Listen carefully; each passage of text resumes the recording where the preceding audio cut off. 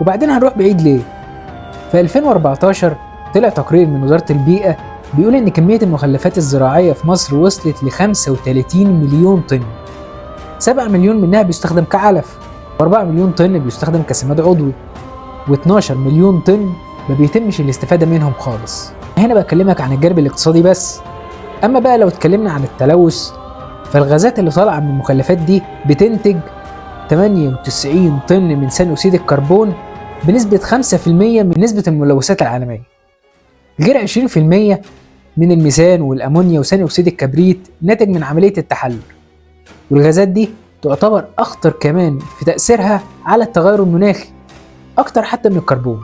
أثر كل طن من الميثان بيساوي 20 ضعف أثر الطن من ثاني أكسيد الكربون، وده على فكرة مش كلامي، ده طبقا لبرنامج الأمم المتحدة للبيئة. النفايات مش بس بتلوث المياه اللي بنشربها أو بنصطاد منها،